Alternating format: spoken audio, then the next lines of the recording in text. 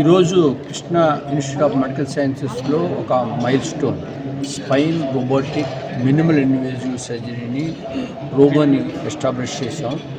దీనివలన చాలామందికి స్పైన్ ప్రాబ్లమ్స్తో బాధపడుతున్న వాళ్ళందరూ కూడా రోబోటిక్ వలన ప్రెసిషన్లో కానీ క్వాలిటీలో కానీ ఎస్పెషలీ చిన్నపిల్లలు కూడా ఏదైతే స్కోలియోసిస్ ఎన్ని మనుషులు వంగి నడుస్తుంటారో వాళ్ళందరినీ కూడా స్ట్రెయిట్ చేసి మనకి ఈరోజు ఎంటైర్ బాడీకి మన యొక్క బాడీని కరెక్ట్గా పెట్టేది ఏంటంటే స్పైన్. అలాంటి స్పైన్లో కనుక డిఫార్మిటీస్ అనేవి కనుక ఉంటే ఆ డిఫార్మిటీస్ వల్ల లైఫ్ లాంగ్ మనం క్రిపుల్గా ఉంటాము.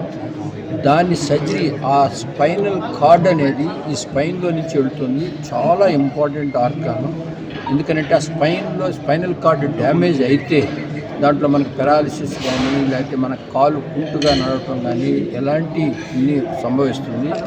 అలాంటి హ్యూమన్ టచ్తో చేసేదానికన్నా ఒక ప్రిసిషన్ రోబోటిక్తో కనుక చేస్తే ఎలాంటి డ్యామేజ్ లేకుండా నార్మల్ లైఫ్ లీడ్ చేసేదానికి పనికి వస్తుంది. ఈ మెట్రానిక్స్ ఓమ్ రోబోటిక్ మినిమల్ ఇన్వేజివ్ స్కార్ కూడా చాలా తక్కువ ఉంటుంది, బ్లడ్ లాస్ కూడా చాలా తక్కువ ఉంటుంది. అది కూడా కాకుండా చాలా ఫాస్ట్గా రికవర్ అయ్యి మంచి క్వాలిటీ ఆఫ్ లైఫ్ని లీడ్ చేస్తుంది. ఇలాంటి క్వాలిటీ ఆఫ్ లైఫ్ లీడ్ చేసే ప్రతి దానిలో Krishna institute of medical science technology కానీ తర్వాత మన మంచి హ్యూమన్ రిసోర్సెస్ ఎక్కడైనా ఉన్నా కూడా వాళ్ళందరినీ తీసుకొచ్చి ట్రైనింగ్ చేసి మనం కంటిన్యూస్గా చేసేదానికి మనం సహకరిస్తాం. ఈ మిషన్ ఎక్కడ తీసుకొచ్చారు? ఇది మన జర్మనీ నుంచి మెట్రానిక్ అనే కంపెనీ ద్వారా మనం ఎక్వైర్ చేసాము. సో హైదరాబాద్ లేదు ఒక్క మిషన్ ఉంది, ఇంకా హైదరాబాద్, ఆంధ్ర, తెలంగాణలో ఇదే ఫస్ట్ మిషను. మనం ఏదైనా కూడా ఒక టెక్నాలజీ అనేది మంచిగా ఉంటే ఆ టెక్నాలజీని మనం మొట్టమొదట మనమే తీసుకొచ్చి పేషెంట్లందరికీ పరిచయం చేస్తాం. అంటే ఇప్పుడు దీంట్లో మనం కనుక చేసేటప్పుడు ఆపరేషన్ చేసేటప్పుడు మనం పెట్టే స్క్రూస్ ఇందాక నేను చెప్పినప్పుడు ఈ స్పైనల్ కార్డ్ అనేది ఈ స్పైన్లో నుంచి వెళుతూ ఉంటుంది.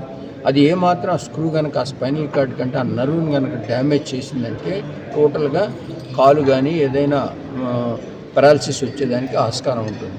అలాంటిది మనం సర్జరీ చేసేటప్పుడే సిటీ స్కాన్ లాగా ఈ రోబోలో ఉంటుంది. ఆ సిటీ స్కాన్ మనం చెక్ చేసి కరెక్ట్గా స్క్రూ వెళ్తుందా లేదా అనేది మనం తెలుసుకోవచ్చు.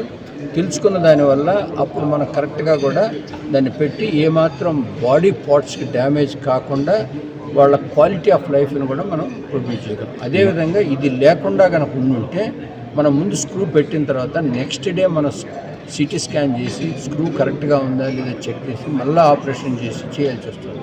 ఇవన్నీ కూడా డాక్టర్ ఏది దానికే అదే ప్రోగ్రామ్ ఉన్నది. ఏ రోబో అయినా కూడా ఈ డాక్టర్కి హెల్ప్ చేస్తుంది.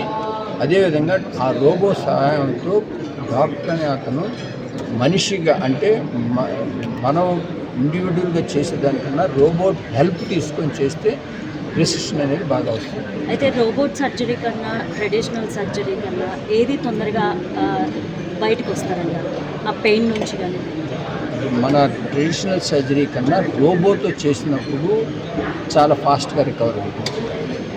ఇది ఒక డాక్టర్ దీన్ని మెయింటైన్ చేయాలంటే ఒక పేషెంట్కి ఎన్ని రోజుల పాటు ఇది ట్రైన్ తీసుకోవాలి? బేసిక్గా ఇందాక మన కృష్ణ చైతన్య సావిత్రి చెప్పినట్టు ముందు మనం ప్రిసిషన్ అనేదానికి రాకముందు రోబోని వాడేదానికి ముందు కొన్ని సర్జరీని మనం చేసి ఉండాలి. ఈ సర్జరీలు చేసి ఉన్నప్పుడు దాంట్లో ఉన్న అడ్వాంటేజెస్ డిసడ్వాంటేజెస్ అన్నీ మనకు